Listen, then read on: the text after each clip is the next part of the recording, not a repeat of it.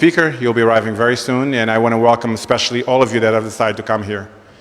When we built this campus that we inaugurated somewhere in end of September, we had one dream, is that we would create a university that it was a place of teaching, but also a place of open debate, a place of openness, of freedom, where different points of view could be exchanged about the problems that are affecting our society. And so what we have here, and I'm very happy and humbled that you've decided to come here, to listen to someone with points of view about our society, and that you will be engaging in this debate and asking your questions. This is what universities should also be about. This is what the world needs in terms of openness, and we are very privileged at NOVA to have the honor of welcoming you and welcoming our speaker.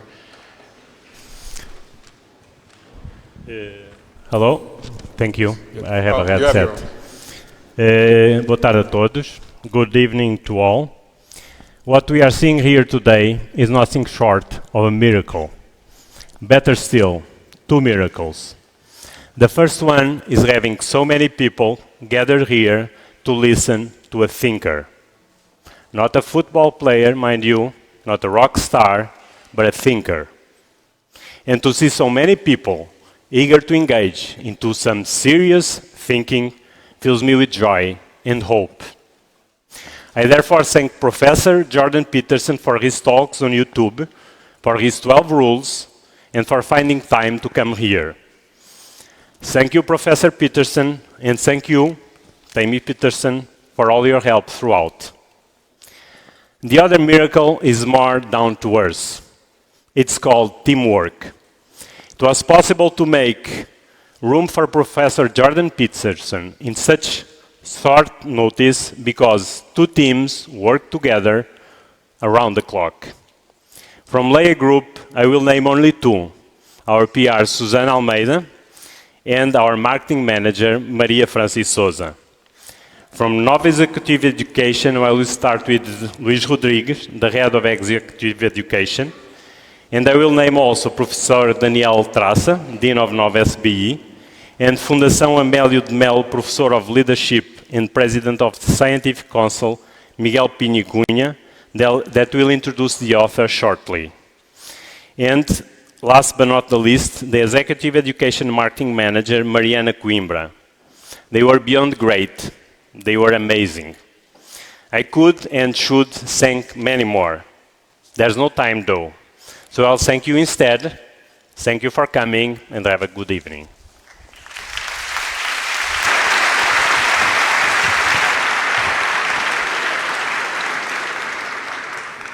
Good evening. Welcome to Nova School of Business and Economics. My name is Miguel Cunha. I'm a professor here, and I have the least necessary task of the evening. I'm going to introduce Professor Jordan Peterson. Of course, you all know him, so my job in a sense is not necessary, but I would like to highlight a few points in his CV. Jordan Peterson is professor at the University of Toronto in Canada. His research on topics such as personality, intelligence, creativity has been published in some of the best journals, academic scientific journals in the world, including Journal of Personality and Social Psychology, Personality and Individual Differences, Journal of Personality, among others. All academics know that these are top journals in the field of psychology, so it's a great honor to have such a great researcher with us. But as my colleagues already mentioned, he became known not only for his scientific work, but also for a number of other motives. For example, he wrote and published in 1999 his first book, Maps of Meaning, and more recently, and this is probably the reason why we are all here, 12 Rules for Life, which became an instant bestseller in the US, Canada, the UK, many other places, including, I suppose, Portugal. In 2013, he started recording his lectures and uploading them on YouTube, and he obtained a massive online following immediately, with more than 150 million views and over 1 million followers on Twitter. The numbers, of course, are very impressive. Let me conclude by saying that the response to this initiative was so surprising for us that it led to successive changes in room, and we ended up in the biggest space we have in the school.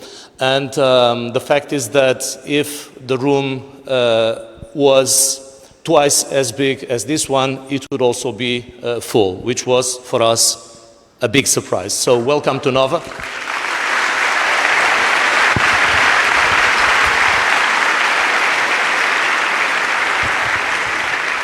And with no further delay, Professor Jordan Peterson.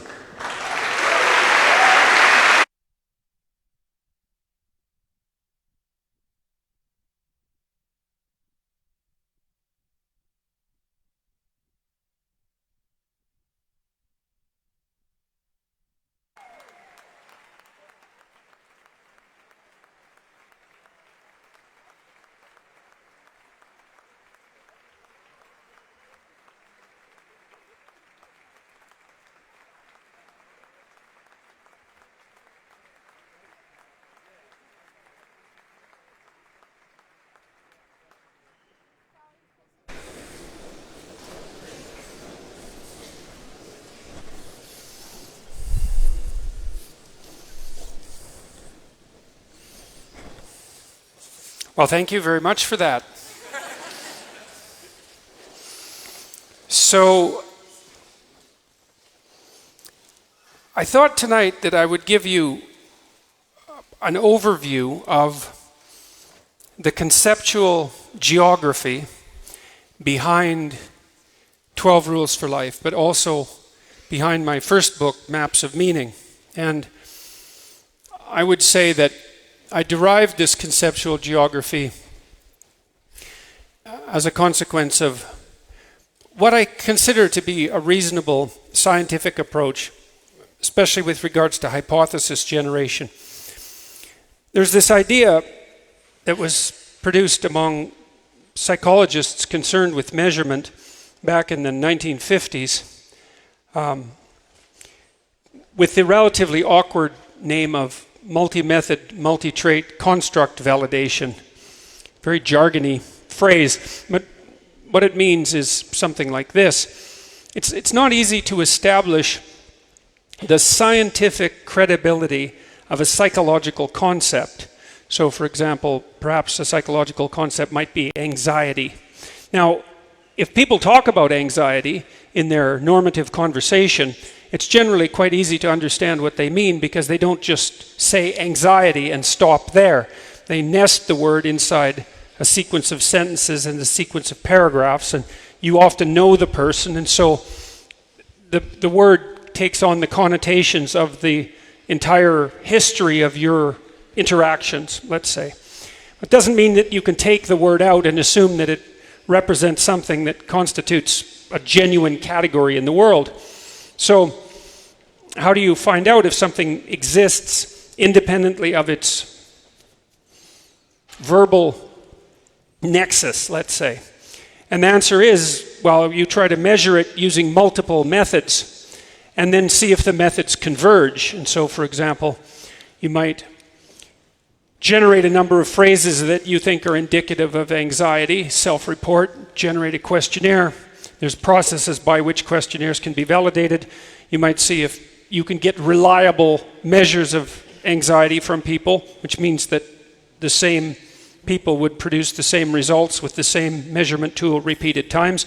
And then you might want to see if that measure predicted behaviors that might be reasonably associated with anxiety, like avoidance of potentially frightening tasks. And you might do psychophysiological measurements, and you might do neurological measurements if you're sophisticated enough, and you might gather reports from other people, and then you have multiple sources of evidence, and then what you look for is convergence across the sets of evidence. And if you get convergence across those sets of evidence, then you have some reasonable grounds to believe that what you're looking at is real. Now, the other thing you have to do, that's convergent validation. The other thing you have to do is make sure that you're not just misnaming something else. So, for example, maybe it's not anxiety that you're measuring, maybe it's depression, because they're quite closely allied phenomena.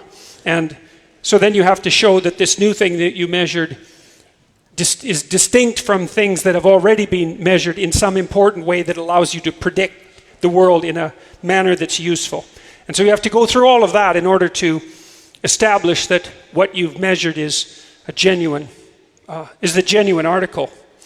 And so that's been a well-established technique in psychometrics really for 50 years. Just as a side note, there's a questionnaire that was developed at Berkeley that assesses white privilege, and it underwent none of that validation. And the people who constructed it had no idea that those validation processes even existed. And so many of the concepts that have emerged out of the postmodern world, let's say, exist as hypothetical entities, but there's been virtually no research done whatsoever to determine whether they're valid. In the case of microaggression, some of that work's been done, and there's no evidence for the construct validity of the concept. So in any case, when I wrote Maps of Meaning, I was trying to lay out a conceptual geography. And I derived my understanding of that conceptual geography from a number of different sources: philosophical sources, neuropsychological sources, human studies, and animal studies. And of the two, the animal studies were by far the most reliable and valid. And most of what we know about brain function is actually a consequence of studies that have been done by animal experimentalists. For obvious reasons. It's much easier to do detailed studies of animals for any number of reasons. Then studies of psychoanalysis and literary analysis, and also a large body of clinical research. And so what I was looking for was patterns. If I could see a phenomenon at this level of analysis, and then at this level, and then at this level, and then at this level, and they all converged, then I assumed that there might be something there. And I was generally working contrary to the hypothesis, not assuming that what I was looking for was there, but not assuming that what I thought was there, but assuming that it wasn't, and then trying to see if I could take it apart so that it would disappear, and if it wouldn't, then I would assume that it was valid. When I have my graduate students do their research, this is something really useful to know if you happen to be a budding psychological researcher. You have a data set and you'll subject it to statistical analysis. And statistical analysis is not, you can't take a data set and run it through an automated statistical process and have it spit out the results of your experiment. That's not how statistics works. It's an analytic technique, and it requires iterative thought, let's say. And the problem with that is that you can be enticed into finding what you want to find, especially if you've put a lot of work into it. Put a whole 2 years into an experiment and you run the statistical analysis. It's not like you're not powerfully motivated to find something that you can publish, because if you don't, well then you failed and maybe you don't graduate, and then you don't have a job, and then you starve to death on the street. And so you're powerfully motivated to find something of value, even if it's not there. And that's dangerous because, of course, then you contaminate the scientific literature, but you also might end up spending your whole career chasing something that never existed to begin with. And so that's a good thing to be terrified about, because you don't want to spend your whole scientific career chasing something that doesn't exist. And so one of the things that I always recommend to my students is to do the analysis multiple ways and see if you can make it disappear. And if you can make it disappear, well then, be skeptical. And then replicate. That's often useful as well if you can afford the time.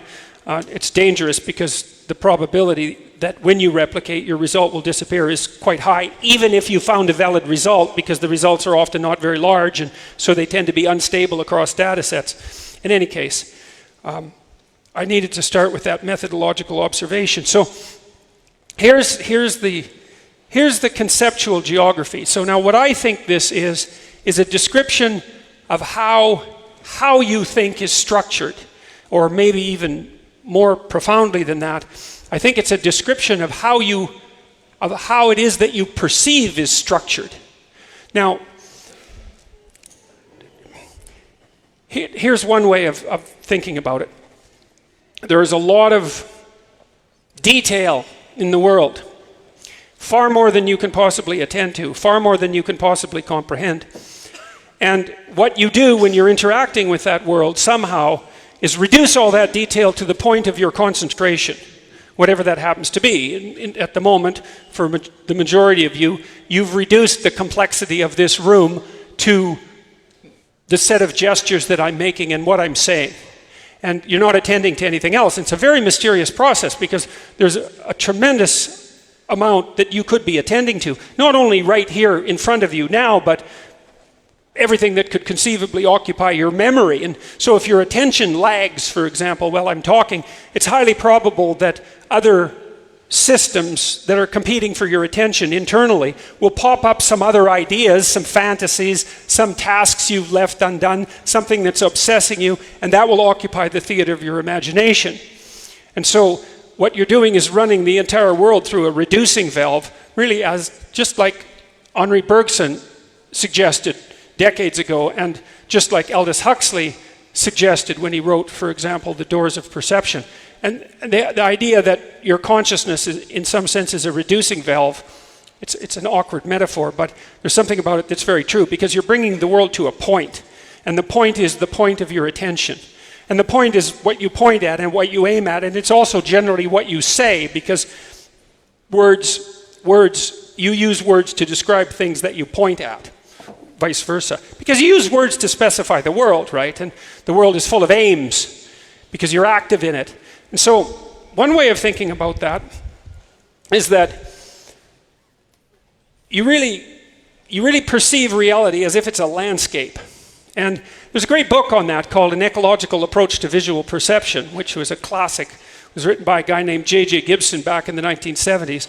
I have a reading list on my website, jordanbpeterson.com, and that's one of the books. I don't agree with all of his conclusions, but, well, you never agree with all of a book's conclusions, but it's still a work of genius. And he basically made a strong case that what we see in the world aren't objects that we then attribute meaning to, but meanings directly. So, for example, imagine this stage was 10 feet high with that precipitous drop, and I walked forward to it, his hypothesis would be that what I would perceive was not a discontinuity, but a falling off place, right? So it's something with I would perceive the biological significance of the landscape directly.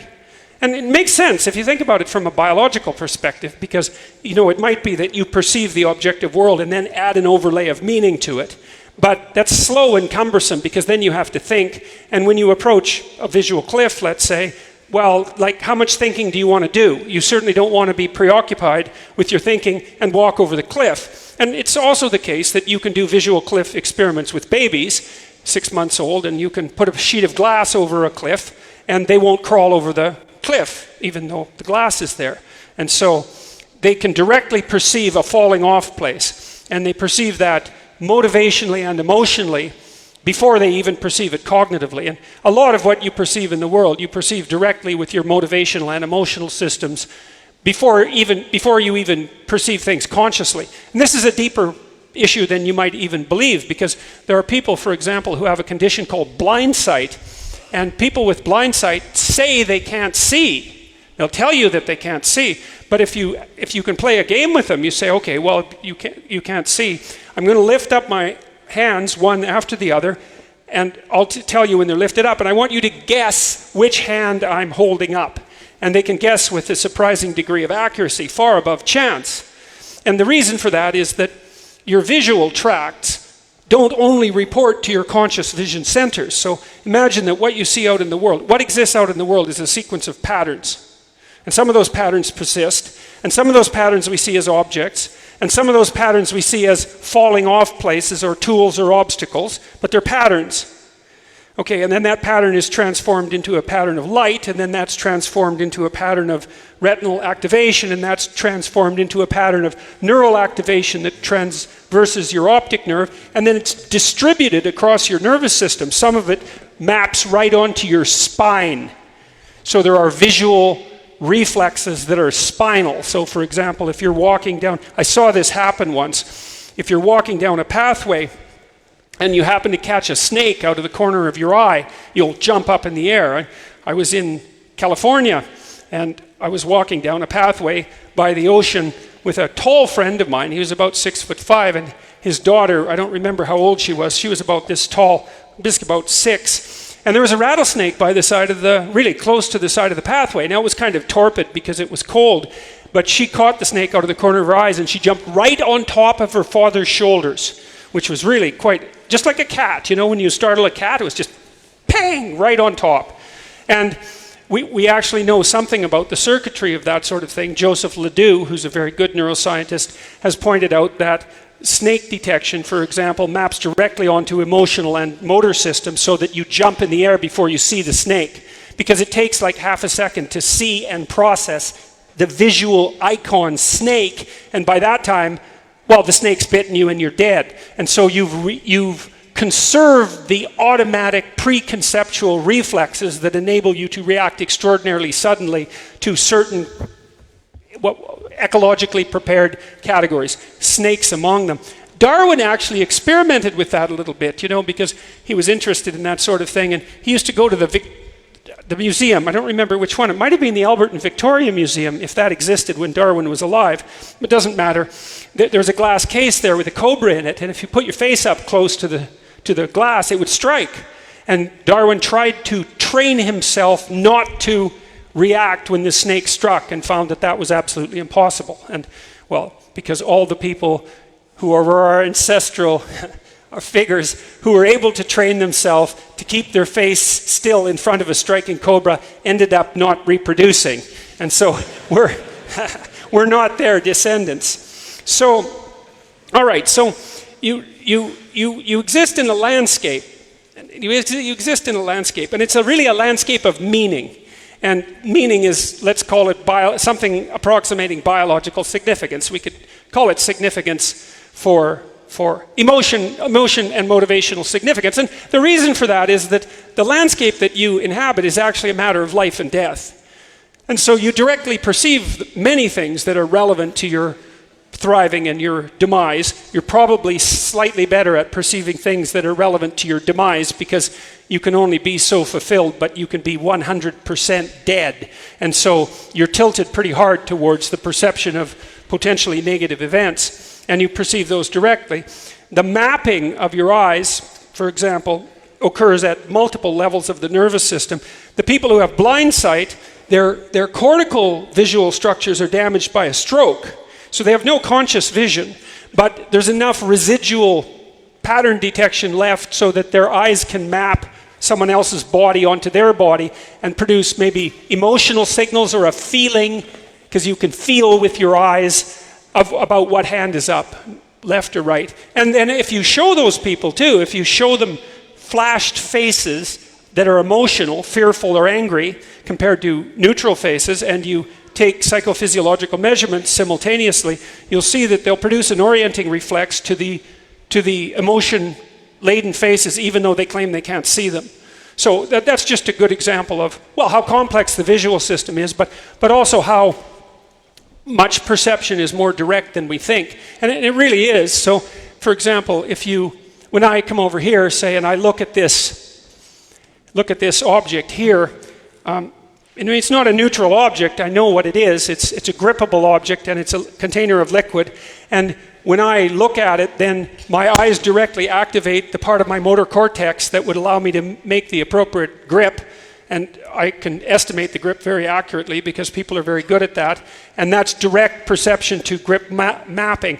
And part of the reason that I understand what that is because it's this. And that's actually a form of imitation too, from the Piagetian perspective. Is something Jean Piaget pointed out, is that we can mold our bodies to the contours of the landscape, and that's partly how we come to understand it. And so to perceive, I don't see, cylindrical object, two-dimensional, infer 3 dimensions, and then decide that that's a water bottle. The perception is far more direct than that, and involves direct mapping onto my motor output systems, because I'm engaged in active interaction with the world. You see this sort of thing happening too with people who have a syndrome that was described by a neurologist named Lermit, and if I remember correctly. And he described utilization syndrome, which is a very interesting neurological syndrome. People who have prefrontal damage can't stop themselves from using objects. So for example, if they walk down a hallway and there's a door and the door's open, they'll just walk through the door. Or if you put a cup in front of them, they'll grip the cup and use it, and they can't stop themselves because they're compelled. The inhibitory capacity that the prefrontal cortex allows is being damaged, and then they're compelled by the motivational significance of the objects. So you can really think, and this is something really worth thinking about in a deep, deep way, because it does appear that rather than existing in an objective world to which we attribute meaning, we exist in a meaningful world from which we extract out the meaningless object. It's actually reversed. And that also makes sense historically, if you think about it, because obviously animals live in a landscape of biological meaning, and they don't have an objective science, which strips the meaning away from the object. And we didn't have an objective science until, well, it depends on how you calculate it, but 500 years ago isn't a bad estimate. And we got along perfectly well without that. I mean, perhaps we're doing better with it. But the landscape of meaning is something that's, well, it's real. It's real. And it really makes you wonder what you mean by real, you know, because as materialists, we're generally accustomed to assuming that the object itself is real and that the meaning that's attributed to it is some secondary phenomenon. But, you know, it's a strange thing because your brain appears to be adapted to the landscape of meaning and not to the objective landscape where meaning is secondary. And I make that point to quite a great degree in Maps of Meaning, and less so in 12 Rules, but still mention it. So one of the geographical meta descriptions, I guess, that you can use to characterize the world is that it's made out of chaos and order. And chaos, roughly speaking, is what you don't expect, and order technically is where the things that you want to have happen when you do the things you should do. That's a really good, it's a complicated description, but you think about when you feel secure, okay? So think about that as a time and a place. You feel secure. That's a place. It's an important place. It's a place of safety. Okay, so how do you know you're in a place of safety? Because you undertake an operation and the result that you want occurs. What that means is that the map that you've made of the territory fits the territory perfectly because you can predict it. And that keeps your emotions under control. That keeps your anxiety under control. People do not like it when they undertake an operation that's supposed to produce a desired outcome and something else occurs. Now, if it's minor something else, well, that might be curious and interesting. But sometimes it can be a major something else, in which case it's not the least bit pleasant. So, for example, I'll give you an example. So one time I was watching television and I saw this poor guy. He must have arranged with the TV network to ask his girlfriend to marry him in front of a whole stadium full of people. You know, and so they zoomed the camera in. They had the big jumbo camera, and he went down on his knees and asked her to marry him, and she just got up and burst into tears and ran away. It's like, for a while there, he was in order, you know, but all of a sudden, his whole world was turned upside down because everything that he'd presumed about that situation was deeply wrong. And you think about how deeply wrong that was. I mean, he wasn't as smart as he thought he was. That's for sure. He wasn't as desirable as he thought he was, right?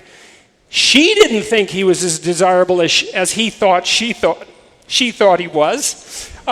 He thought he was going to marry some person and have a particular future as a consequence. That was wrong.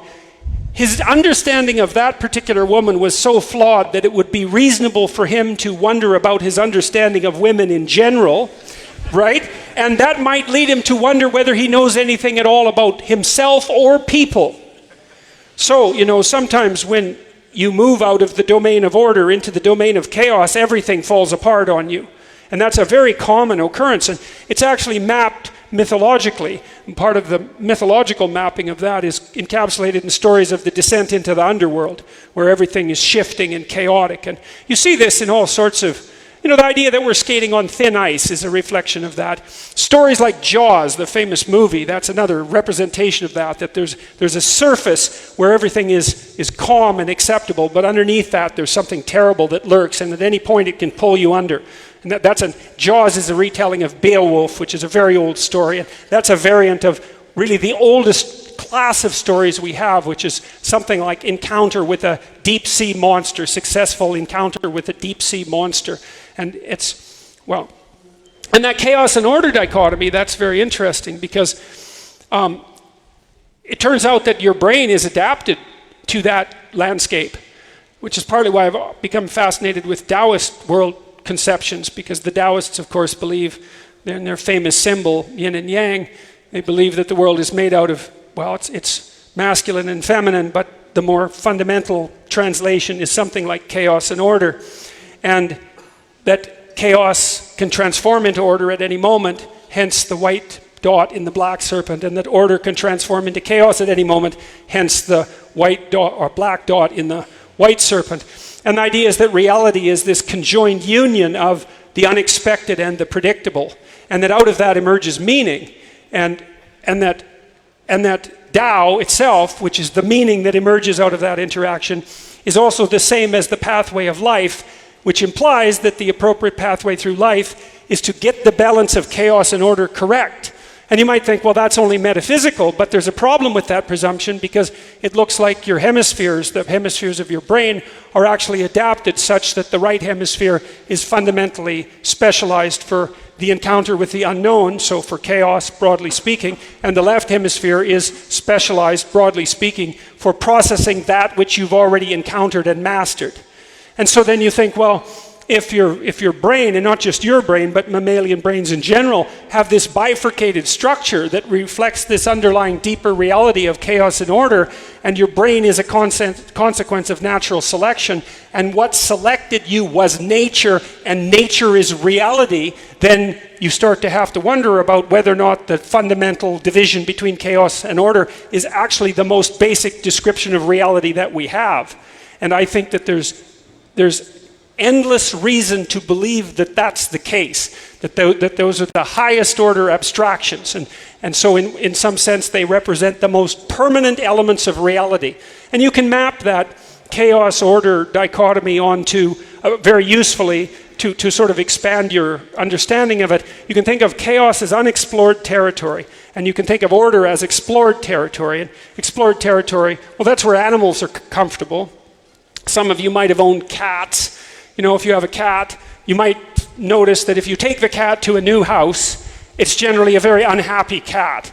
It'll just sit in a corner and yowl often, especially if it's a timid cat, and then it'll sort of relax maybe after a day or two. Maybe it hides under the couch for the first day because it doesn't know what's going on, and it doesn't know where the things that might eat it could be lurking, and they could be lurking anywhere. So the cat's like a cat on a hot tin roof. And so it slowly thaws out as nothing particularly catastrophic actually happens, and then it starts to explore, and it'll map the house in detail, explore every nook and cranny. Once it does that, it'll start to calm down. That's very typical animal behavior. And one of the things that's interesting about that is that it actually indicates that our technical conceptions of anxiety are inverted, because a lot of the way that psychologists understand anxiety is as learned behavior.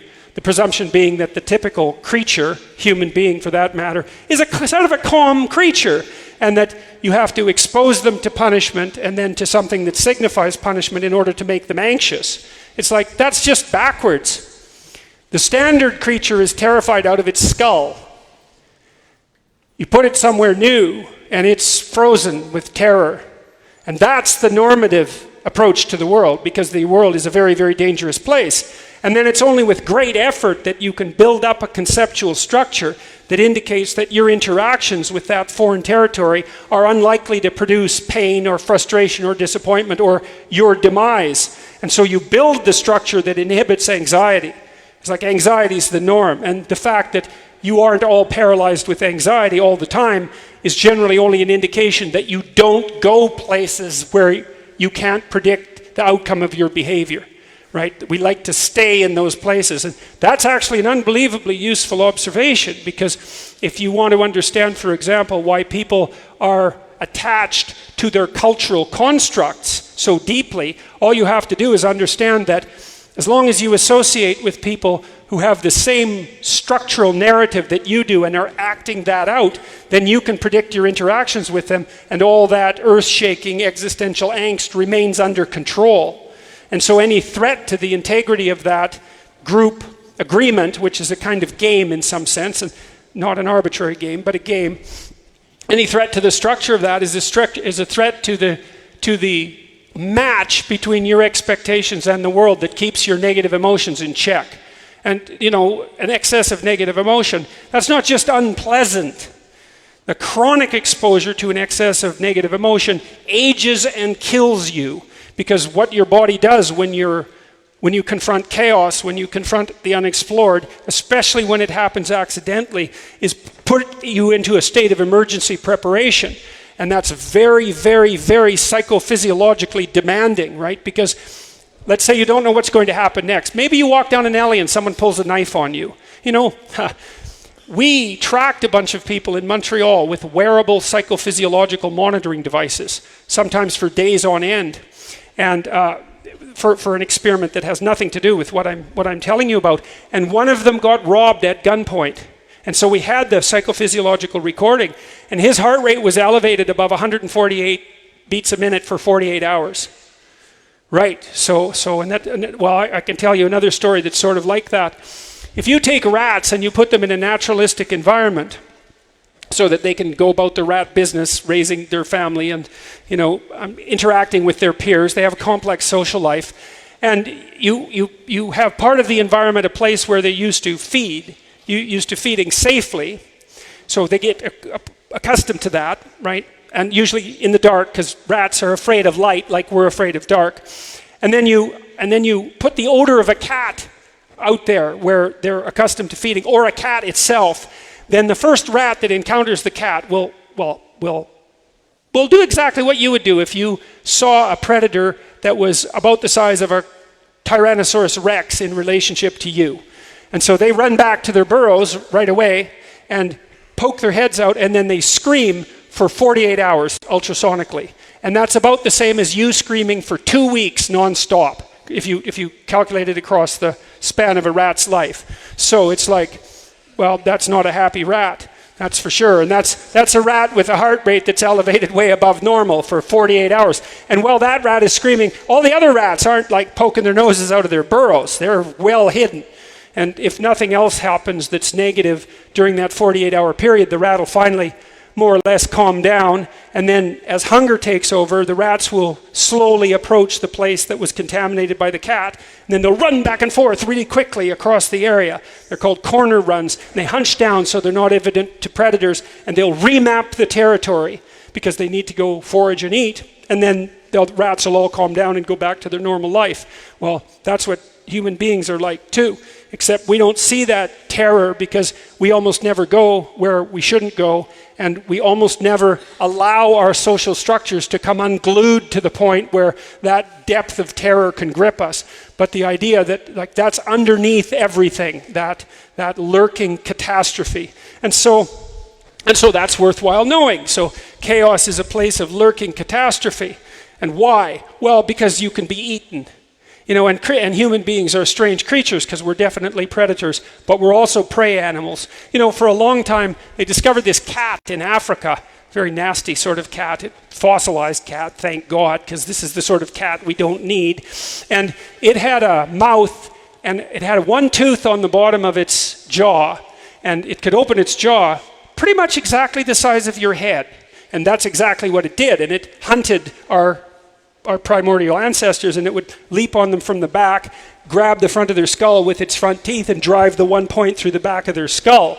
And so like that was life on the primordial plane, you know, and that's not exactly pleasant. And so the idea that if you go out beyond the confines of your explored territory, that something predatory is likely to seize you is very deeply embedded in our psyche. And you can see this. You see this, for example, with the emergence of fear in children. Because very young children, before they're ambulatory, they don't really seem to experience anxiety. They can experience pain, and they can experience rage, but anxiety doesn't seem to mature the circuits until they can start moving. And that makes sense because anxiety freezes you, and like if you can't move, there's no point in having a circuit that freezes you. But as soon as you can crawl or ambulate, then you can start to become afraid. And that's often when children start to become afraid of the dark. You know, and you can tell your children, there's nothing to be afraid of in the dark. It's like, I don't know what planet you grew up on, but that's wrong.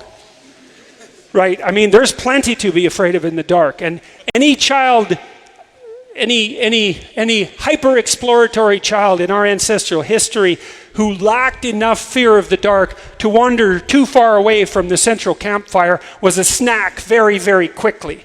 And so there are terrible things that lurk in the dark. And that's a useful thing to know, because the notion that there are terrible things that lurk in the dark is the fundamental precognitive representation of chaos, of the unexpected itself, of the unknown itself. And that's as it should be, because what lurks where you're not the master is that which can destroy you. And so you see this, okay, you see this in the most ancient stories of mankind. So you see this, for example, in the Mesopotamian creation myth, the Enuma Elish, which is the oldest story, written story that we have. There's an idea that reality itself emerges from the domain of a primordial monster. It's like, well, what's that domain? Well, the primordial monster lurks everywhere. I read a great book on dragons a while back, because the dragon symbolism is distributed worldwide. And the person who wrote this book, and unfortunately I can't remember the name of the book, had this hypothesis, which I liked quite a lot, that the image of a dragon was actually the image of predator. You know, we think, well, there's no such thing as a dragon. There's a child's book by that name, by the way, which I did a lecture on. There's no such thing as a dragon. Well, okay, fair enough. What about predator? Is there such a thing as predator? And the answer is, well, obviously. Okay, well, a crocodile is a predator and so is a lion. How are they the same? A crocodile is a lizard and a lion is a mammal. It's like, well, you don't care because predators eat you.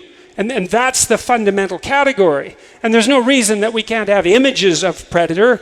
It's in all likelihood the case that the image of the predator predated the intellectual and articulated concept of the predator, since articulation follows long after the capacity for imagistic representation from a phylogenetic perspective.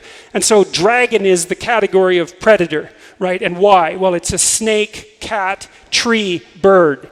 And it also involves the capacity to generate fire. Well, what do you have for the class of great predators, for arboreal dwelling primate predecessors of human beings? Predatory birds, predatory cats, snakes, with whom we co-evolved, by the way. The evidence for that is quite clear. And then fire, and the fire can be an enemy in two sorts. One is, it's not a bad way of representing the bite of a poisonous snake, right? Something that can spit fire. And it's also not a bad way of representing fire, which if you happen to live in trees or even on the veldt is going to be a constant and mortal danger.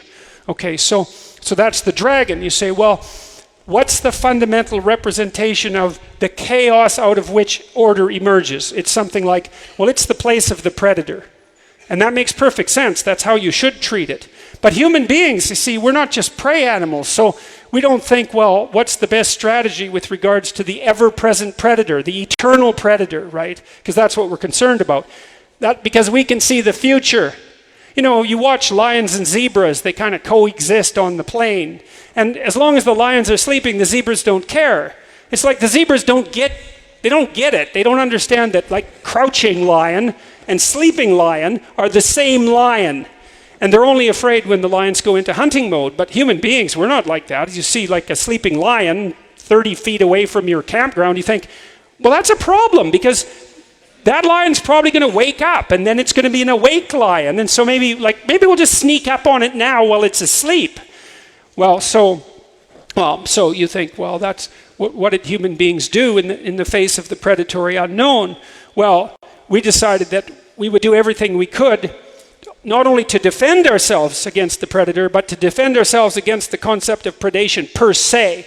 And so, for example, if you're being threatened by, let's say, a group of predatory animals, a wolf pack or something like that, or a pride of lions, and you're living on the Serengeti, maybe you don't just hide, and you don't just run, and you don't use fire. You all get together one day in your dangerous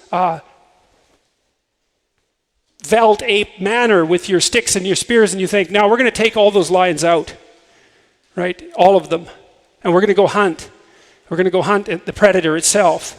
And so then the dragon story, which is part of the hero story, is precisely that. It's you go out into the unknown where the danger lurks, and you gain something of great consequence. you gain something of great value in consequence. And that's the fundamental human narrative. That's the hero story, essentially. And so, and it's a very sophisticated story because the story of predator becomes very, very sophisticated as we become more conceptually, as we become more conceptually sophisticated. Because the original predator might be animal, but the secondary predator might be foreigner, because there's no shortage of tribal warfare among our predecessors and even among us for that matter. And so there's the human predator, and that might be the other, and that's why it's very easy to demonize the other, because you can easily throw the other into the category of serpentine predator, right? And that's demonization for all intents and purposes. And so, and that's another level of abstraction, because the predator also becomes the human stranger, right? And this is deeply rooted inside of us, by the way, because even chimpanzees are territorial, right? So they have a dominance hierarchy that marks out a territory. And the juveniles, the males, and sometimes females, but it's generally males, juvenile males, will patrol the borders. And if they find chimpanzees from other troops, especially if they outnumber them, chimps can't count, but they can estimate numeric advantage with small numbers. And so if there's 3 chimps on my side and 1 chimp on your side, it's like it's time to attack. And so chimps do that. They raid into the territory of other chimpanzees, and they're absolutely brutal about it. Absolutely brutal beyond imagination. Well, perhaps not beyond human imagination, because we can also be extraordinarily brutal. And that was discovered first by Jane Goodall back in the 1970s, and she was very ambivalent about that discovery. First of all, because it's a major discovery, right? That animals other than human beings actually conduct raiding parties into foreign territory. It really wreaks havoc on the notion that the reason that human beings are aggressive is a consequence of their socialization, right? And that we differ from animals somehow because culture has corrupted us into the warlike creatures that we are. It's like, no, afraid not.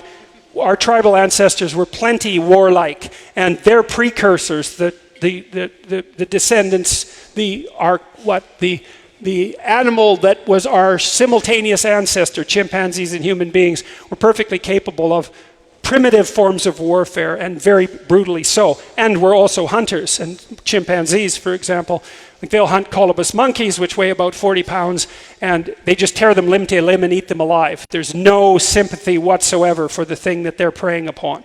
And it actually doesn't look like chimps even have much sympathy for one another when they're engaged in dominance disputes. And a lot of what regulates that seems to be the degree to which the rest of the chimps get upset. So, and it's hard to tell how much of that's also true of human beings. If you and I are having a fight in public, let's say, we don't know how much aggression might manifest itself. It could be up to the point of bloody murder and mayhem, and even worse than that. If we're around other people, the probability is very high that they're going to break it up, because it agitates everyone else. And so it begs the question of how much the regulation of our own intrinsic emotion is actually a consequence of our embeddedness within a social community. It might be all of it. I read The Rape of Nanking, which I wouldn't recommend lightly, and it's an absolutely brutal book, and the woman who wrote it eventually committed suicide, and that's one good indication of exactly how brutal the book is. And it described what happened when the Japanese invaded China just prior to World War II. And in Nanking, there were basically brutality contests, and the people who were the most inventive at being the most brutal were the ones that everyone imitated. And so the notion that there was some intrinsic limit on the expression of human aggression certainly seems to be belied by the sorts of things that you saw in places like Nanking. So, superego be damned. It's hard to tell how much we're civilized because we stay around other people who constantly remind us to be civilized. And so now I think there's a bit more to it than that, but I wouldn't get too optimistic on that front.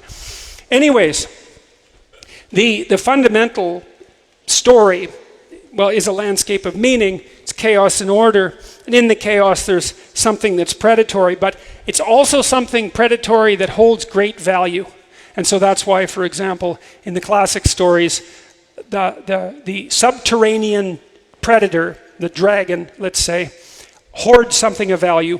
Gold sometimes, virgins sometimes. It's a very strange preoccupation for a gigantic, eternal, scaly reptile.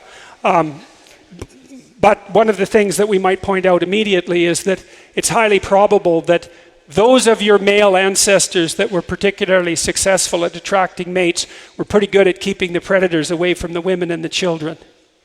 So, and it shouldn't take much imagination to draw the link between that imagistic representation and that actual reality. You know, and human beings we're pretty good with clubs, and we're pretty good with our fists, and we're pretty good with spears, and we can really throw things, and we're good with bows, and we can fight viciously in groups, and we can take down things that are a lot bigger than we are. And that was carefully selected for over a very long period of time. And so the person who can engage in successful confrontation with the predator is likely to be a highly valued social being, partly among men, because I think this is how it worked during our evolutionary landscape. Women are sexually selective, hey? That's a very interesting thing about human females, because chimpanzee females are not. Now, dominant male chimps are more likely to leave offspring, but that's because they chase the subordinate chimps away from the females when they're in estrus. Not because the females won't mate with the subordinates, because they will. But human females aren't like that. They're very, very sexually selective. And so that's one of the theories about why we were driven over evolutionary history away from our co-ancestor with chimpanzees. There was human female sexual selectivity. And some of the evidence of that is that you have twice as many female ancestors as male ancestors. So the average probability of the reproductive success of a woman is twice that of a man. And that's female sexual selectivity. And so sexual selection is a major driving force in shaping who we are. And the consequence of that is a tremendous amount of rejection of men by women. But the consequence of that is, well, who we are. But it's more complicated than that. And I've been thinking about that a lot, because women are sexually selective in a very interesting way. If you look cross-culturally at female mate choice, what you see is that women tend to mate across and up hierarchies of competence or authority or power or socioeconomic status. Depends on how you define all that. But imagine that there's a hierarchy of men. There's a corresponding hierarchy of women. The women are attracted across and up, whereas the men are attracted across and down.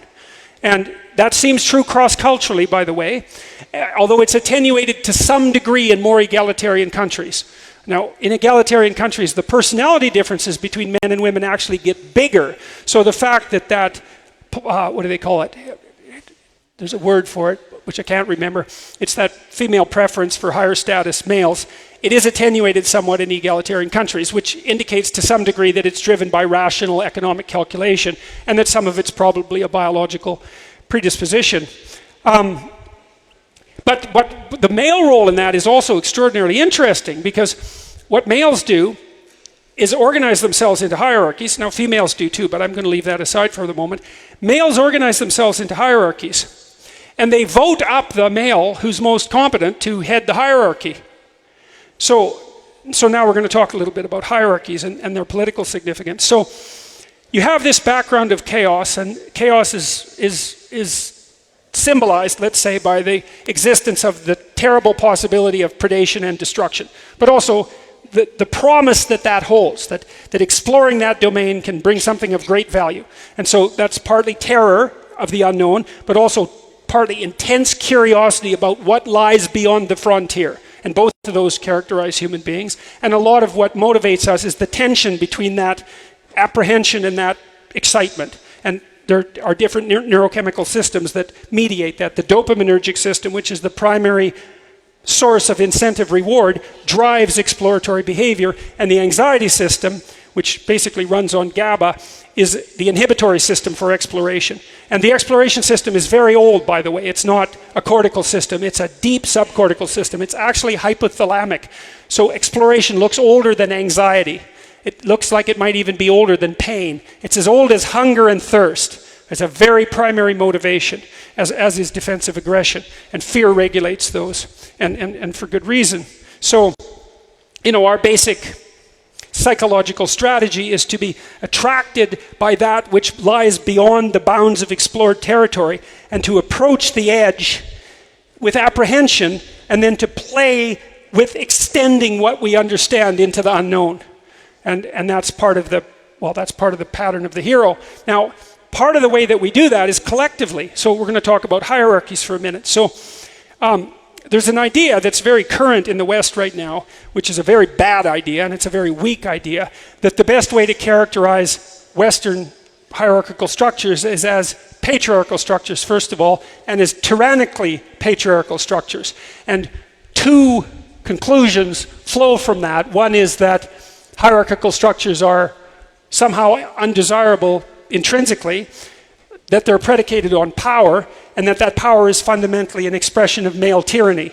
And so I want to take all that apart because it's fundamentally nonsense. It's actually the misapplication of a symbolic way of representing the world.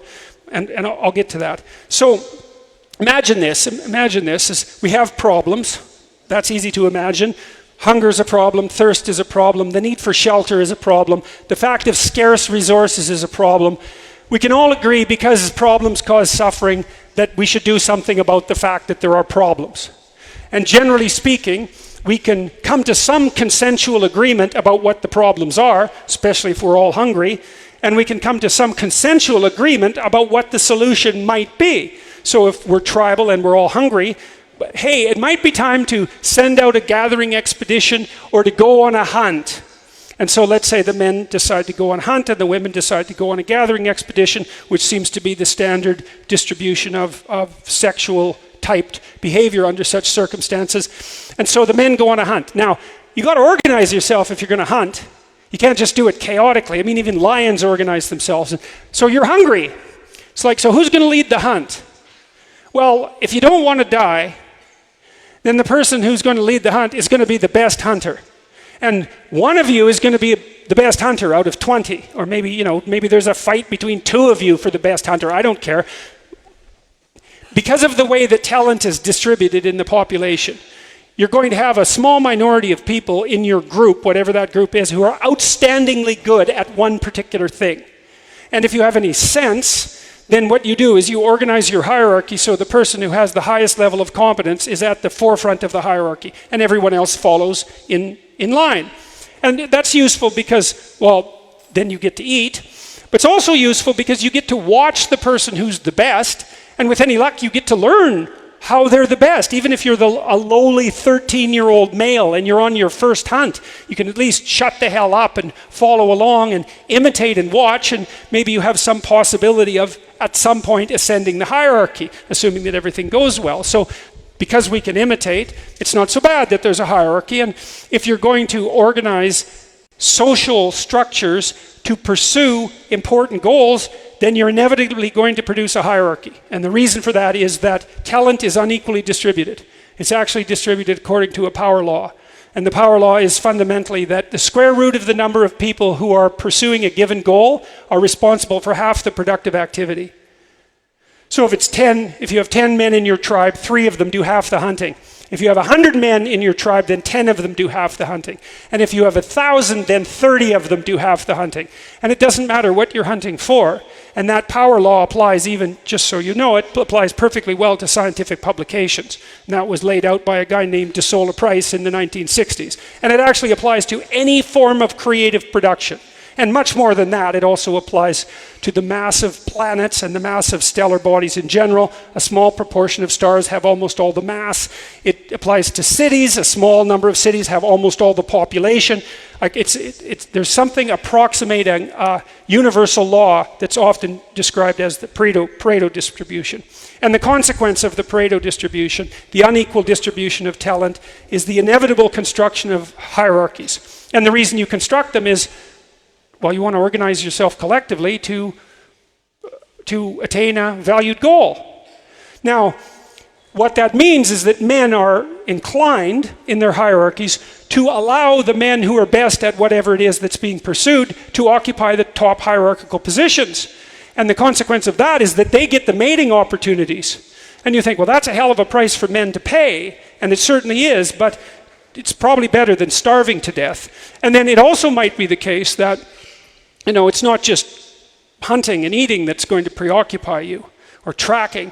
It's also warfare.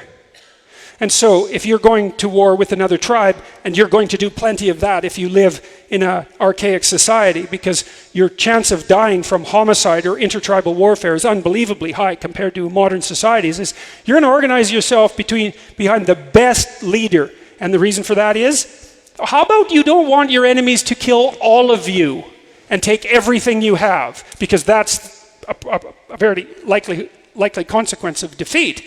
And so maybe you're willing to accept temporary subordinate status, even though to the winner go the spoils, because, well, it's a lot better than the alternative. And so it looks like human sexual selection is actually driven by two interesting factors simultaneously. One is the proclivity of men to rank each other in hierarchical competitions so that certain men rise to the top, and then the tendency of women to peel from the top. And so one of the things I think about that from a narrative perspective, from a mythological perspective, or even a religious perspective to some degree, is that I believe that part of the reason that we have the intuition that we were created in some sense by a paternal spirit is that the paternal spirit was actually, if you think about the paternal spirit as the collective action of the conscious decision of men across millennia, right? That's a pattern. And it's a pattern that has a certain persistence. Is that actually was a selection mechanism?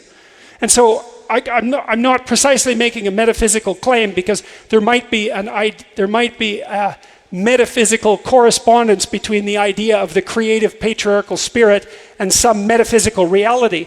But you can make a strong biological case for the construction of human beings as a consequence of the action of the patriarchal spirit across millennia. So you can think about that however you want, and if the idea is useful, well, that's fine. And if it's not, you're welcome to come up with an alternative hypothesis. Well, we should speak about this politically momentarily, I think.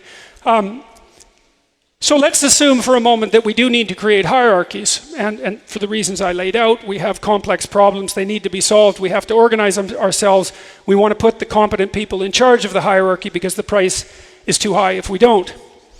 So then we have a solution. The solution to the chaotic landscape is the construction of a hierarchy. It's like a pyramidal structure on the desert in some sense, right? And that's our solution. Organize ourselves into hierarchies of competence, keep the catastrophic forces of nature at bay. That's human social construction. All right, fine. Now we have a solution. The problem is that like all solutions, the solution of the hierarchy generates problems, and people knew that there was a problem with the hierarchy very long ago. They knew that the Egyptians, particularly the ancient Egyptians, they had a god, Osiris, who was the embodiment of the hierarchy. And Osiris had a variety of characteristics. So one of them was that he was a great hero when he was young. He was the establisher of the Egyptian state, but he got old and archaic and willfully blind. They insisted upon that, willful blindness. And he had an evil brother, Set. The word Set is transformed by the Egyptian Copts, the Christian Copts eventually, into the word Satan, just so you know. So Set is the evil brother of the king. And then the king always has an evil brother. It's a mythological trope. Just like there's a positive aspect to nature and a negative aspect, there's a positive aspect to the social world and a negative aspect. And the positive aspect can always be thrown over by the negative aspect. And the Egyptians, in their creation story, dramatized the idea that Set was always conspiring to overthrow Osiris, to cut him into pieces, to distribute his body across the kingdom, and that Osiris participated in that implicitly by remaining willfully blind. He could have known about the nature of his evil brother, but he chose not to. And that's a staggering discovery. So from so many thousands of years ago, for people to have understood that the spirit of a hierarchical structure is threatened by, well, Mircea Eliade laid this out quite nicely, by the fact that things deteriorate of their own accord across time. So if you put forward a solution to a problem, and you just don't change it for long enough, the solution will no longer work, because the landscape changes, right? So you have to adjust the damn solution to keep up with the changing landscape, or the solution drifts away from the landscape and becomes anachronistic, rigid, and malfunctioning of its own accord. Any of you who have businesses know this perfectly well. And it happens very rapidly in capitalist environments because, for example, the typical Fortune 500 company only lasts 30 years. Because you create something that works, but then the environment shifts on you, and you can't adjust the structure fast enough to keep up, and so the thing falls into pieces. And maybe then it's reborn as a set of smaller companies, or maybe people move on to other adventures, but, well, that's exactly what happened in Egypt.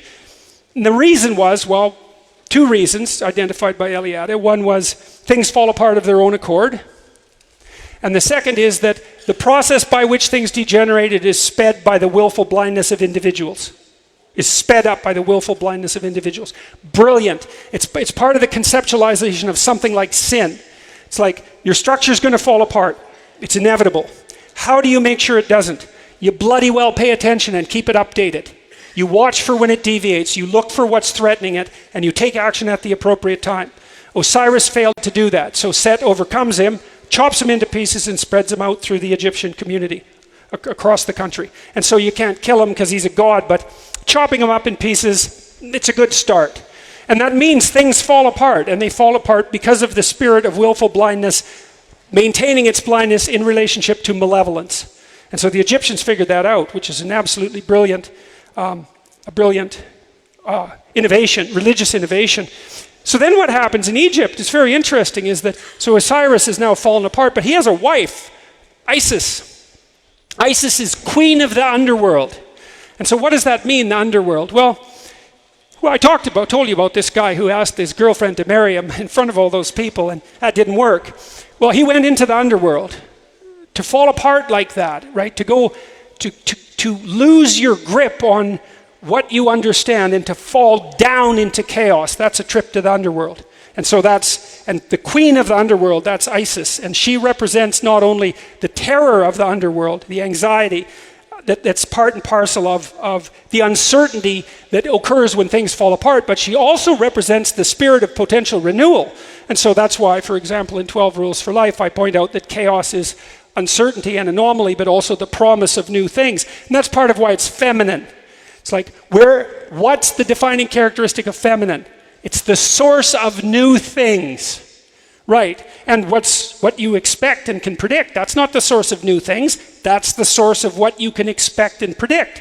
And the fact that the patriarchy is symbolized in modern feminist discourse by a masculine representation is indication that this underlying perceptual substrata is at work even in our political discourse. Now, the problem with the characterization of our culture as a patriarchal tyranny is it's all evil king, and there's no wise king, and so that's not helpful. And there's no evil queen, which is also not helpful, because there's always an evil queen, just like there's an evil king. Anyways, Osiris falls apart.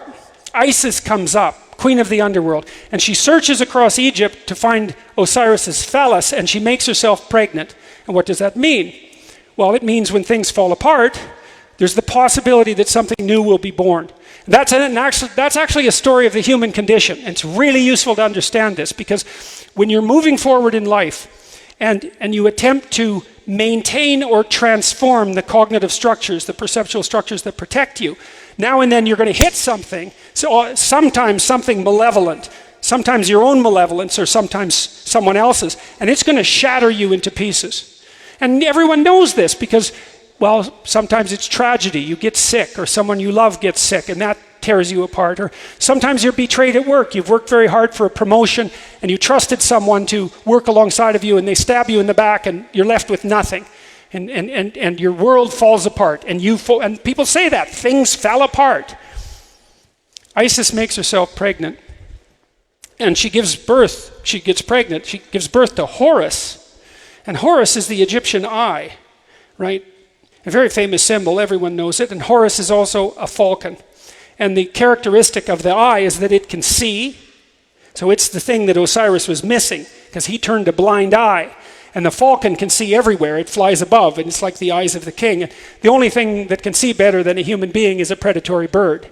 And so the Egyptians used the predatory bird in the eye as the symbol of the capacity to pay attention. Horus grows up outside the kingdom, like we all do, because we're all alienated from the parts of our culture that are falling apart. We all grow up to some degree in the underworld because our culture isn't perfect. And when he grows up, he goes back to confront Seth, his evil uncle, and he has a terrible battle with him. And so they have a terrible battle, and unsurprisingly, because like Seth is the very symbol of the malevolent predator. And that's a terrible thing to encounter, especially if you're naive. Like if you're naive and you encounter true malevolence, it will damage you physically and psychologically. You better be prepared. And even Horus has a terrible time because he fights with Seth and Seth tears out an eye. And that's the famous Egyptian eye. But Horus overcomes Seth and he gets his eye back. And then you think, well, the story should end.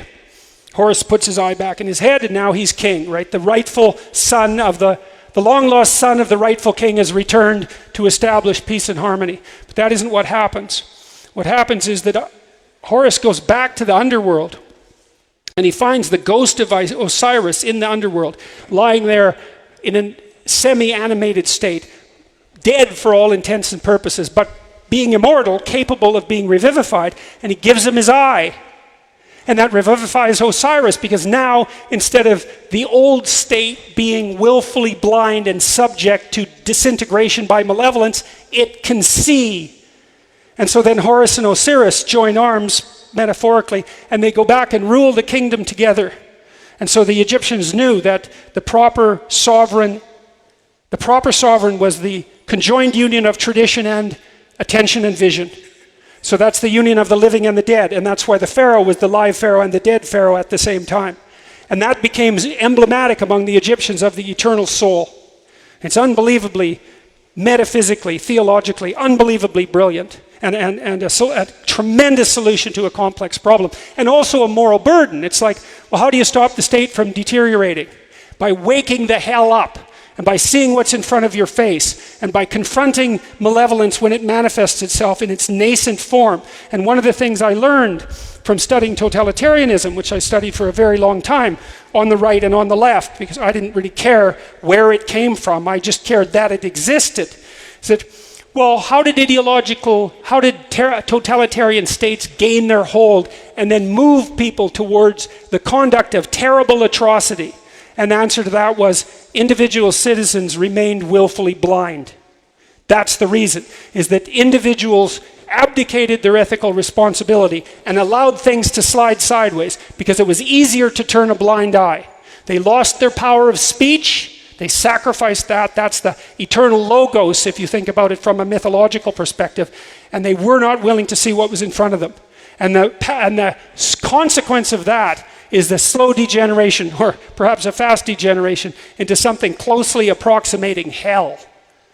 All right, so I'll close with, so the reason that I wrote Maps of Meaning in this book, and the reason that I'm going around talking to people, is because I determined, at least to my own satisfaction, 30 years ago, that we did have something to learn from the 20th century, from its totalitarian catastrophes on the right and the left. We're not supposed to forget, right? That's what we tell each other. Never forget. It's like, well, never forget what? What did you learn precisely? Because you can't remember what you don't understand. It's like, well, whose fault was it? You read about Nazi Germany, and you read about the Soviet Union, and you read about Maoist China, and you read history and you think, well, I was a victim or I was a hero, but you never think, oh no, I was a perpetrator. And that is what you should think, because if you read history properly, you don't just read it as a victim and a hero, you read it as a perpetrator. And you think, well, all right, if the same temptation emerged now in our cultures, what makes each of us think we wouldn't fall prey to exactly the same catastrophe? And the answer is, well, you would, in all likelihood. And then you might think, well, you don't want to. Perhaps you think that. Enough of that sort of hell. It's like, but then you better be awake, and you better say things truthfully. Because if you're asleep and you turn a blind eye and you say things that are false, then that's what beckons, and that's on you. And so I've been lecturing around the world. I've been going to talk to people around the world saying, well, what I've said to you tonight and more, I mean, that some of the fundamental element of life is suffering, and it's contaminated by malevolence. And we need a deep meaning in order to be able to withstand that without having it corrupt us, because life is very difficult and bitter. And that deep meaning is to be found in something like the adoption of responsibility, heavy responsibility for your own well-being in the highest possible sense, for the well-being of your family, and for the stability and integrity of your community. And if you fail in that, not only do you fail to bring out what's best in you, and then fail at life, and suffer for that, because you certainly will, but the hole you leave in the structure of reality that could have been filled by what you could have been is going to be filled by something positively hellish, and that's on you. And that's a useful thing to know, because if you're going to buttress yourself against the catastrophe of existence with a meaningful goal, let's say, a meaningful set of responsibilities, then you actually have to understand that you have a canonical role to play. And the idea in the West is that each individual is the sovereign pillar of the state, right? That's what we've decided. We took the old Egyptian idea of sovereignty and universalized it. It took thousands of years so that everybody became, in principle, the conjoined union of Osiris and Horus, the embodiment of tradition and the vision of life, right? That's the ideal person. And it's upon that ground that the idea of the state itself, a modern democratic state where everyone's equal before God and the law, is predicated on the idea that each of us are sovereign individuals. And that sovereignty carries with it a tremendous responsibility. And what's remarkable about that responsibility is that bearing that voluntarily is exactly the same thing as finding the most meaningful thing you can possibly do in life. And that sustains you psychologically against the suffering, but it also puts the world together. Because it works, like if you take on that responsibility. It's not just psychological. If you're there for yourself, you can put your life together. And there can be a lot less foolish suffering and malevolence associated with your conduct. And then if you can get your act together in some reasonable manner, then maybe you become someone that your family can rely on. Right? And then there's more people you can carry. That's a definition of strength. We have this idea that the tyrannical patriarchy is only predicated on power, and that power is associated in some fundamental manner with the arbitrary exercise of tyrannical constraint. It's complete nonsense. Functional hierarchies are predicated on their ability to encapsulate and to utilize genuine strength. And genuine strength is the ability for you to rely on yourself and for other people to rely on you as well. And that's way more powerful than any casual utilization of tyrannical power. Those sorts of organizations are neither stable nor productive, as we know if we look at how dictators comport themselves around the world. And so the idea that our hierarchical structures, when they're healthy, are predicated on power is absolute bloody rubbish, and it's unbelievably dangerous. It's an offshoot of a particularly toxic form of resentful Marxism, and it's time for us to abandon that as a particularly bad theory, as it is a particularly bad theory, is that functional hierarchies are predicated on the integrity of the individual, and an individual with integrity is not only reliable for themselves and their extended self across time, which is a complicated thing, but they're capable of bearing many people along with them, and maybe the entire community. And you think, well, are we capable of doing that? And well, the basic answer to that is something like, well, what's the alternative? Perhaps we're not capable of doing that because it's a hell of a burden, period, and it's something to take on voluntarily. But the alternative, as far as I can tell, if you abdicate your responsibility, is that terrible things happen. And so that's the burden that's placed at your feet if you are, in fact, the sovereign entity upon which the state rests. It's like it's truly on you. You think, well, my life has no meaning. It's like, well, you're not looking very hard for the meaning, and maybe you're avoiding it because of its weight. You say, well, we should pursue happiness. That's an idea. Or we should pursue self-esteem or some transient idiocy of that sort. It's like, that's not going to sustain you through the storms of life. By no possible act of fate can you be sustained through tragedy and catastrophe by happiness. Obviously not. But you can be sustained by deep meaning, and you can find deep meaning in responsibility. And so you take that responsibility on as much as you possibly can, and then you stumble uphill with it. And that stabilizes the hierarchies and keeps them healthy as long as you're alert. And then that keeps the catastrophes at bay. And that makes everything stack up properly. And so that's why in the West, you see, we figured this out a long time ago, over many thousands of years. We've been concentrating on the notion that the fundamental unit of redemption is the individual. That's the right level of analysis. And then in order to put society straight, what you do is you concentrate on the redemption of the individual. Each soul, let's say, has to be saved, if you want to use religious language, because it is the case in some strange metaphysical manner that each of us is the center of the world and that we bear the weight of being that center. We participate in the process with our consciousness of bringing new things into being, right? You confront potential. When you wake up every day, you see what might lay itself out in the world, and you make the choices that make that possibility into actuality. And the actuality that you produce is a consequence of the ethical integrity of your choices.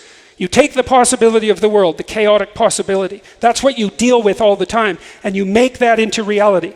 And if you do it with truth, then you make a reality that's habitable and good. And if you do it with deceit, then you generate something that approximates hell. And that's what an individual is. That's how consciousness works. And that's tied into the deepest stories that we have. And they're true. Thank you very much.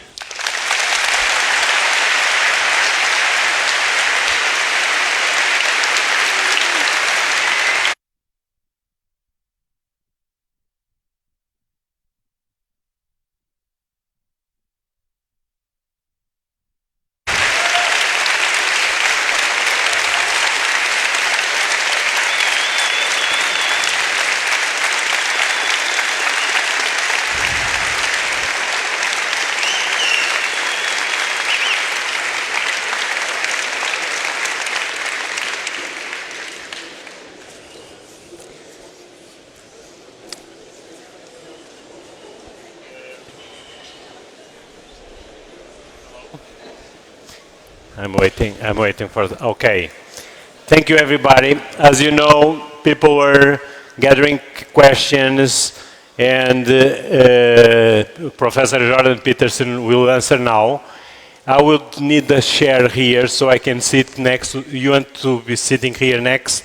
So if you can bring me a chair, anybody from the organization, so we can sit together here. Thank you. Shall we sit up front? Yeah, okay. Like I'll take that. It's okay. Let's put it up front so that we can be close to people. Yeah. You want some more water? Oh, yeah. So,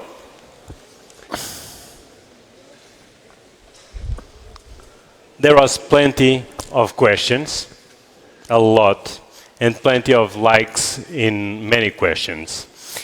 Now, I asked the professor if he wanted to see the questions beforehand, and the professor never sees the questions.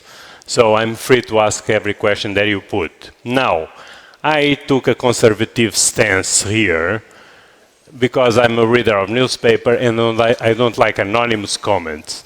The two first questions are signed by anonymous. If the anonymous want to write the questions again, just give a name. You know, I like to give a name when I ask questions. So I'm going to start with the third question, which is not anonymous, has a name, and it's from Sofia Perestrello, and she asks, if cultural evolution is related to biological evolution, are there evidence that national identity is biological and therefore inevitable? Let me see that. I got mixed up too. No, I wouldn't say that there's evidence that national identity is biological, because national identity involves the particulars of a specific time and place. But the idea that you're liable to be tightly affiliated with a tribal identity of one form or another appears to be, well, intensely biological. I mean, we're tribal creatures right to the core, and we're not only tribal creatures because we have this strange capacity for individuality, but I mean, look at us here. There's 1,000 of us all grouped together, and we spend all our time with one another, and we're in families, and we're in extended families and in organizations, and our natural pre-industrial ecological landscape was tribal. And so our tribal nature is deeply biologically embedded. It's way older than being merely human. I mean, there were creatures approximating chimpanzees for about 20 million years, if I remember correctly. That's when the chimps and their closest relatives, which were the gorillas, split off, and chimps live in tribal hierarchies. And so that's 27 million years of tribal hierarchy, and that doesn't count the hierarchical construction of the precursors to the great apes. So national identity isn't biological, but the proclivity to form tribal identity is most certainly part of our biological structure. So now João Bengal asks, after humans become completely dependent on AI and we either merge or become a zoo, where can we find meaning?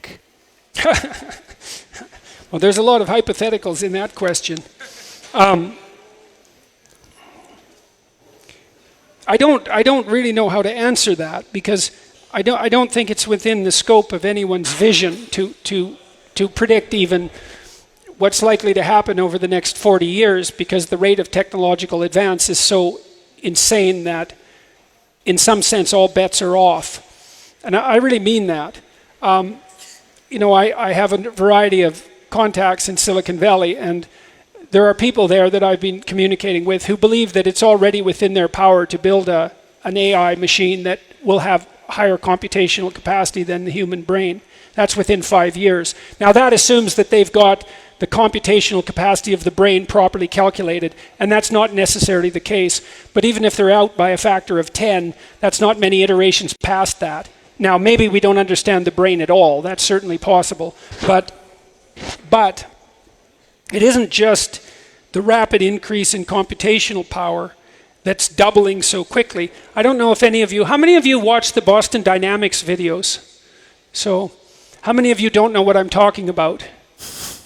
Okay, so one of the things I would highly recommend is that you go home and go to YouTube and look up Boston Dynamics, because it's the most advanced robotics company in the world, and it was a DARPA project, so an American defense company, and they were bought by Google 5 years ago, and they had pretty damn impressive robots 5 years ago. They were autonomous, and so they could make their way over rough terrain, including snow, up hills.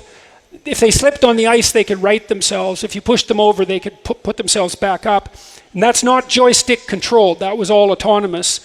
And they ran on gasoline-powered motors and were capable of autonomous action for an hour and a half or so. And I looked at the last iteration, and it's a small robot about this big, and it has a hand that looks like a head. And it's so sophisticated that it can gyrate to music spontaneously, and it can keep its head in the same place while it does it, like a chicken. And so, and it can open doors, and it's quite the remarkable creature. And the rate of advance from the first robot, which was called Big Dog, which is a very terrifying thing to watch, Big Dog, to this is quite staggering, and that's only going to increase insanely, that ability over the next 5 years. And there's something very strange about robots that people don't generally think about. Some people do. Imagine you have a robot and it can learn a few things through imitation, and we already have robots that can do that, because you can program a robot, industrial robot that's worth about $20,000. You can move its arm the way you want it to move its arm, and then it will move its arm that way. So imitation is coming up very rapidly, and the capacity to autonomously learn is already there to some degree. Let's say you have a robot that can learn a little bit, not much. But then let's say you have 20 million of them, and they're all exactly the same, and they have exactly the same architecture. And so what that means, as soon as one robot learns something, then all 20 million of them learn it. And so if each robot is learning one thing a day, then the whole herd is learning 20 million things a day. And so once we hit a certain threshold, the rate of increase in robotic intelligence is going to be just something that we can't even comprehend. I talked to the people at Tesla who ran the autonomous car division, and they know perfectly well they weren't creating autonomous cars, because an autonomous car isn't a car. It's a robot. And it's not just a robot, it's a fleet of robots, and it's a fleet of intelligent robots. And some of the functions that it will perform will be the functions of a car. But to think about that as a car is just, you're just confused. It's like to think of a car as a horseless carriage. the person who ran the division told me that they'd already had plans instantiated so that all the Tesla cars map the roads, and they're mapping them at an increasingly high level of resolution, and then they share the data. And they expected to get to the point where the car would be able to predict where the bumps on the road were that it was approaching and adjust the suspension so that when you hit the bump, you wouldn't feel that at all, because the suspension would have mapped the bump before it encountered it. And so, and that's just, it seems like a trivial example in some sense, but it's not trivial. It's an example of how unbelievably quickly this technology is progressing. So now, what are we going to do about that? Well, I'm hoping that we're going to be smart enough as individuals and careful enough and ethical enough and fast, so that as we continue to produce increasingly intelligent computers and robots that are going to mimic us, that they mimic something good enough so that it doesn't destroy us. And so a lot of that's going to depend on the ethical integrity of the people who are working on these advanced systems. And it's not like the people who are working on those systems, at least some of them don't understand that, because they do, and they also understand the tremendous danger that this poses. So what we're going to do when that all emerges, that's anybody's guess, but hopefully we'll be wise enough to manage it with a certain degree of wisdom. We better. And that's another thing, I guess I can close the answer to that, is that we're entering an era of exponential transformation. And I would say a lot of the evidence suggests that that's a good thing. So I would say on balance, the world is much better than it was 50 years ago. And why? Well, China is thriving. That wasn't true 50 years ago. India has a middle class that's larger than the middle class of the United States. The average person in the world is now middle class. We halved world poverty, absolute world poverty, between the year 2000 and the year 2012. It was the fastest rate of economic increase ever recorded by a large margin, right? The Northern Hemisphere is reforesting at quite a rapid rate. There's more trees now in the Northern Hemisphere than there were 100 years ago, and more trees in China than there were 30 years ago. And people are being connected to the electrical power grid at an amazing rate. The child mortality rate in Africa is now what it was in Europe in 1952, which is an absolute bloody miracle. The fastest growing economies in the world are in sub-Saharan Africa. Like on the macroeconomic front, there's a tremendous number of incredibly positive things happening. And I think that it's within our capacity in the next 20 years to, well, even the UN predicts that at current rates of economic growth in developing countries, there won't be anybody in the world at the current level of privation by UN standards, which is $1.90 a day. There won't be anyone living at that level in the world by the year 2030, which is like, it's 12 years away. It's absolutely miraculous that that has occurred. So, and I think that there's a reasonable shot of eradicating the 5 major transmissible diseases, and people like Bill Gates are working very hard on that with a certain degree of success. And so we could make hunger and a certain degree of pestilence a thing of the past, and maybe we could do the same thing with warfare if we're super careful. And so I think that we have the opportunity, if we could shake our post-war apocalyptic pessimism, we have the opportunity to make the world a far better place. But with all that technological power comes the capacity for things to go seriously sideways, so we better be wise enough to master our technology. And again, I would say, well, that's all on you. You're all going to be participating in this intensely, and it's all going to depend more than you think on the decisions that each of you make. So you better make the right decisions, because you've got a lot more power than you think, and it's going to increase at a tremendous rate. So I don't see a better route forward than to make stronger people. So now the right and left question. With the increasing divide between left and right, most people tend to act confrontational, end up unable to change minds. Should people strive for empathy? Well, I don't think most people do act confrontationally. Like, there was a good study that was recently reviewed by the Atlantic Monthly, a political science study, showing that if you look at the American situation, reasonable estimates of radicals on the left and the right are something approximating 5 to 7%. And so everyone else is in the middle, and that's like 90% of people. And they're polled disproportionately by the activism at the extremes. And part of that, I think, is a consequence of the death spiral of the classic media, because I think what's happening is that as YouTube and podcasts and online journalism eradicates the financial viability of the classic media outlets, which is happening at a very rapid rate, they become increasingly desperate to attract what's left of their viewing audience, and they concentrate more and more on the extremes. Like, there's no real evidence that people have become more extreme in the United States. In fact, if you look at attitude surveys across the political parties, what you see is that over the last 15, 20 years, the Democrats have moved substantially to the left, but the Republicans have moved substantially to the center. And people point to Trump and say, well, isn't that an evidence of like a right-wing resurgence? But first of all, Trump is a pretty strange right-winger, and he's a very anomalous person. And so drawing conclusions from Trump, I would say, you might want to hesitate for a while on that. And second, you have to understand that the Americans have voted 50% Republican and 50% Democrat right down the line for 20 years, and exactly the same thing happened in the last election. So, like, where's the evidence for polarization in the bulk of the population? I don't see it. And it also seems to me that in the US, the system of checks and balances is actually working quite nicely. You just saw what happened in the midterm election, right? The Democrats took the House. Now, Trump didn't get defeated as badly as most midterm presidents do, but now that Republicans don't have the same power base they did, and most of the Democrats that were elected were moderates. And so I think the Americans have gone through far more extreme periods of polarization than now. It was polarized under Reagan, like terribly polarized, and the Cold War was raging under Reagan. It was a very terrifying time. And the Americans were terribly polarized, and so was Europe around the time of Nixon. You know, from 1968 to 1972, there was no shortage of polarization in Europe and the United States.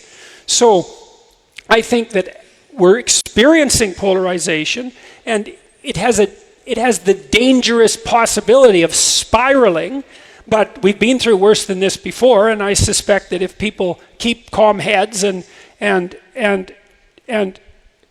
in the proper direction to the best of their ability, that we'll get through this. So we'll see.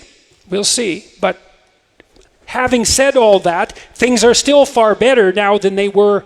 Well, I don't think there's another time in history that you can compare the potential of now to. I don't see it. You know, apocalyptic predictions about the ecological disaster that's about to encompass us all notwithstanding, I think our capacity for innovation and learning will keep us ahead of the catastrophe curve. Who knows, right? Maybe it won't, but there's lots of reason for optimism. So. Now, Rafael Almeida, how do you feel about mindfulness meditation to increase one's focus, discipline, and responsible actions? Technology easily derails us away into chaos. Oh, I think that mostly mindful meditation is a fad. I mean, psychology is full of fads, and mindfulness is the fad that's been developing over about 5 to 10 years, and it's very poorly defined at a construct level. And so it's not easy to measure precisely what it is, and it's very difficult to measure its outcomes. So now, I'm speaking there as a clinical psychologist and a research psychologist. As a practice, meditation has been around for thousands of years, and I suspect that people who practice it diligently and integrate it with some of the metaphysical background that surrounds it might find all sorts of benefits from it. But mostly its Western incarnation is just the latest in a sequence of psychological fads. So that's how it looks to me. And now the last question. Sorry, I lost it. Here it is. Diamantino asks, the stream of ideas on the internet is very much based on engagement. Didn't this bring us to a non-ideas dictatorship, a self-driven dragon? Driven? How to slay it? So your dragon came here again. Let me take a look. Please do. Yeah.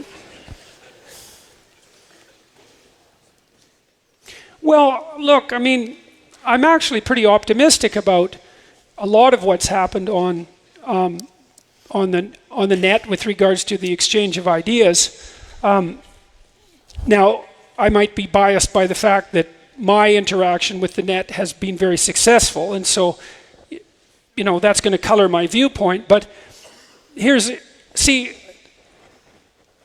I've thought a lot about why people have been paying attention to what I've been saying on the net. And one of the things that you learn as a social scientist, as a psychologist particularly, is that you don't attribute to a personality what you can attribute first to a situation. So you want to do a situational analysis first. And I thought, well, what's unique about my situation? And the answer is, well, I was an early adopter of internet technology for the delivery of psychological lectures, because I started that in 2013. And it's a very powerful technology, online video. So one of the things we should do is outline why it's a powerful technology, because it's worth thinking through, because it's so new that we haven't thought it through. So the first is that it has everything that TV has, right? It's everything that TV is. So, and TV was perfectly powerful, so that's something right there. But then it has a whole bunch of things that TV doesn't have. Number one, unlimited bandwidth. Like, that's an unbelievable advance, you know, because TV made us look stupider than we were. And the reason for that was it was very, very expensive per unit of information. And so everything had to be truncated and compressed. You had 30 seconds to explain your complex idea. It's like, well, good luck with that. You can't explain a complex idea in 30 seconds.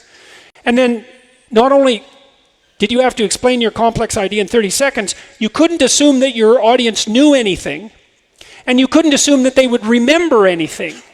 And so it was like you were talking to someone with late-stage Alzheimer's, because you couldn't assume continuity of memory. And so narrow bandwidth and no memory made us appear stupider than we were. Now, what happened when we moved to online video? Well, there used to be an idea among TV networks that maybe you could get people to sit down for 90 minutes and watch a movie. It was like that was it for their attention span, man. You're pushing it at that level. It's like, no. What do you guys watch? You watch Breaking Bad? You watch, what's that? Game of Thrones. Game of Thrones. It's like, how many hours is that? Like 200?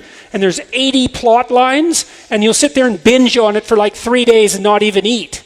It's like, so people have way more capacity for sustained attention, especially for material delivered through video, than anyone suspected, and way more capacity to process complex plot lines, because plot lines have exploded in complexity over the last 20 years.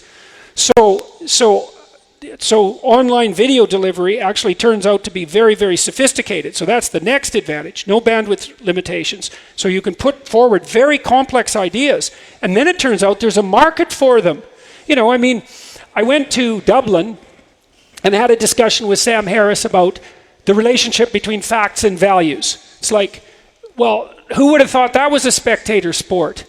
You know, and there was 8,500 people showed up for a 2.5-hour discussion. It was one of 4 discussions. And here you all are tonight listening to what I would say is a fairly, at least by my standards, a fairly sophisticated intellectual discussion. Now, I know most of you are associated with the university, but it doesn't matter, because if I go to a given city, I can get 2,000 people to come and have the sort of discussion that we had tonight.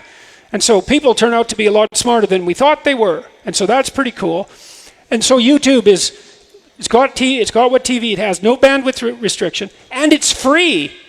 So the production, like the entry barrier is 0, and the lag to publication is 0. You can make a video and put it up the same day, and it's just as permanent as a book, and it has a farther reach than a book. And that's really something, right? So I put up my YouTube videos in 2013, and then by 2016, early, they'd hit 1 million views. And people were watching quite a lot of the videos. They were long, 90 minutes, sometimes 3-hour lectures, complicated lectures. And I thought, 1 million? Like, that's 20 football stadiums. That's a lot of people. If you sell 1 million books, it's like, that never happens, right? That happens to 1 in 100 authors once every 10 years. It's unbelievably rare. You never get 1 million citations on your damn paper, that's for sure. And so, what do you make of 1 million? And I thought, well, what is this YouTube exactly? What is this thing that we're playing with that people put up cute cat videos on? and that, you know, that young people are using for cheap entertainment. It's like, oh, I see, it's the Gutenberg Revolution, but it's bigger because maybe more people can watch than can read.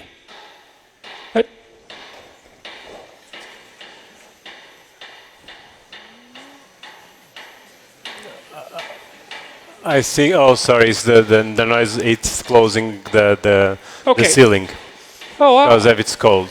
oh yes, look at that. That's not what you'd expect.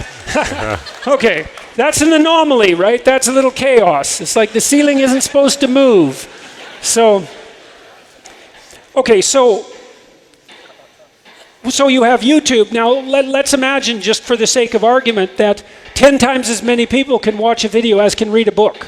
Because that might be the case, because reading is a minority taste. And then you add podcasts to that, which have an even broader audience, because you can listen while you're doing other work. It's like it's an educational opportunity, the likes of which we've never seen in the entire history of mankind. And so I don't think that video-mediated internet communication is going to make us stupider. I think it's going to make us smarter. And I think the entrepreneurial technological geeks will stay ahead of the bureaucrats who want to close things down and restrict it. So we'll see. Thank you.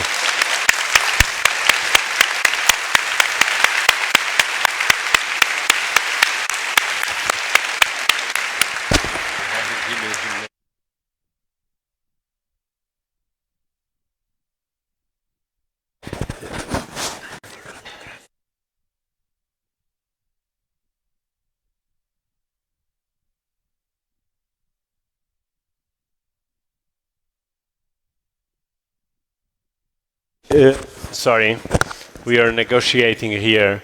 The professor is very tired. He's going to give half an hour of autographs because he has been working a lot. So,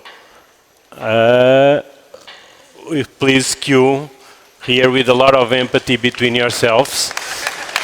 Thank you very much. It was a pleasure talking to all of you.